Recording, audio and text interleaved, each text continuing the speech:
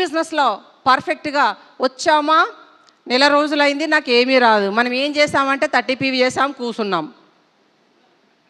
నాకు ఏమీ రావట్లేదు మేడం, నేను వెస్టేజ్లోనే ఉన్నాను. ఏం చేసావు? ఏం చేయలేదు మేడం, ప్లెయిన్గా పేపర్స్ అన్నీ అట్లాగే పెట్టుకున్నా. So how many hours work in your business? ఎన్ని గంటలు మీరు పనిచేస్తున్నారు? మీకు ఒక 10,000 జాబ్ దొరికింది అనుకోండి, ఎన్ని గంటలు పనిచేస్తారు?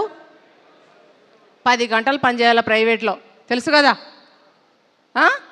గవర్నమెంట్ సెక్టార్స్కి పోతే 8 అవర్స్. రిలయన్స్ ట్రెండ్స్కి వెళ్ళండి, 12 అవర్స్. ఇంకొక నా డౌన్ లైన్ ఉన్నారు, టీమ్ లైను, ఆయన 24 అవర్స్ జాబ్. మార్నింగ్ వెళ్తారు, నైట్ ఏదో టైంలో వస్తారు. ఆ 2 ఫోన్లు ఇచ్చింది, వెహికల్ ఇచ్చింది, ఆ 2 ఫోన్లను పక్కన పెట్టుకొని ఈయన పడుకోవాలి. సైలెంట్గా ఫోన్ రాగానే తవ్వుకున్న ఆఫ్ చేసుకోవాలి, ఎందుకంటే భార్య పిల్లలు లేస్తారు. ఆ ఫోన్ పట్టుకొని బయటకు వెళ్ళి ఎక్కడెక్కడ ఆ రిలయన్స్ నెట్వర్క్ కనెక్ట్ అయిపోయిందో మళ్ళీ కనెక్ట్ చేసి రావాలి ఈయన. అలాంటి వ్యక్తి నా దగ్గరికి బిజినెస్ ప్లాన్ వినడానికి రాత్రి 9:30 తర్వాత వచ్చేవాడు.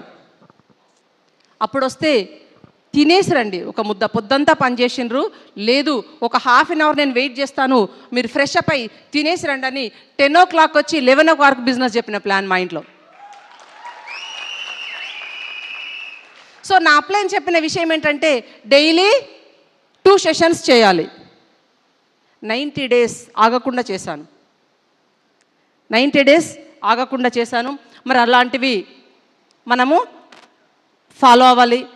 ఇదే తెలుసు కదా మనకి, బయట మార్కెట్లో ఎన్ని గంటలు మనం జాబ్స్ చేస్తున్నాము, రోజుకు ఎంత టైం తీసుకుంటున్నాము, ఇది చాలా important. At least 4 hours. Being a జెంట్స్కి లేడీస్కి ఎవ్రీడే 4 hours దొరకకుండా పోతుందంటే నేను అస్సలు నమ్మను.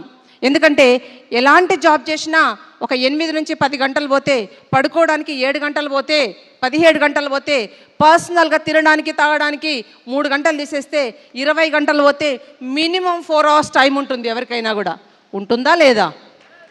ఈ 4 hours మనం ఏం చేస్తున్నామంటే కిల్ చేస్తున్నాం, నాశనం చేస్తున్నాం. ఆ వేస్ట్ అవుతున్న మీ సమయాన్ని తీసుకొచ్చి ఇక్కడ ఇన్వెస్ట్ చేద్దాం. ఆ ఇన్వెస్ట్మెంటే ఈ సక్సెస్కి మనకి కారణం అవుతుంది.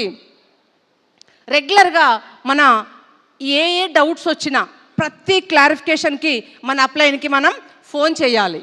చెయ్యకుండా ఉన్నామనుకోండి, మన డౌట్స్ క్లారిఫై అవుతాయా? డౌట్గానే మిగిలిపోతే మనం ముందుకు వెళ్ళగలమా? ఎందుకంటే మనకు ఒక అడ్డంకి, స్పీడ్ బ్రేకర్ ఉందను. ముందుగా రోడ్డు మీద వెళ్తున్నప్పుడు స్పీడ్ బ్రేకర్ వచ్చింది, ఏం చేయాలి? ముందుగా యాక్సిలరేటర్ డౌన్ చేయాలి, మెల్లిగా దాటాలి. అలాగని అదే స్పీడ్లో దాటితే ఏమవుతుంది? హెడ్ ఇంజురీ అవుతుంది కదా. సో మనకు ఏ పనిలో అయినా ఏమన్నా చెయ్యండి మీరు, హడ్డిల్స్ లాని ప్లేస్ అంటూ ఉండదండి. సమస్య ఎవ్రీవేర్ ఉంటుంది, కానీ దాన్ని ఎట్లా ఓవర్కమ్ చేయాలి అనేదే చాలా ఇంపార్టెంట్. వర్క్ విత్ అప్లైన్, ఇలా ఎప్పుడైతే మీరు work with patience you will get victory. Definitely ఎనీవండి, ఏదో ఒక రోజు ఖచ్చితంగా మీకు సక్సెస్ అనేది వస్తుంది.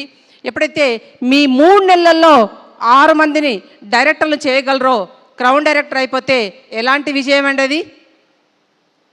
ఈరోజు క్రౌన్ అయితే ఇక్కడ ఒక రెస్పెక్ట్, చెక్ అంతుందా కాదు, క్రౌన్ అయితే respect. Yes or no? So as a క్రౌన్గా 1,00,000 తీసిన వాళ్ళు ఉన్నారు, 3.5 లక్షలు తీసిన వాళ్ళు ఉన్నారు. కానీ మీరు ఒక్కసారి కొట్టారంటే ఇంతమందిలోకి వెళ్ళి మీరు హైలైట్ అవుతారు.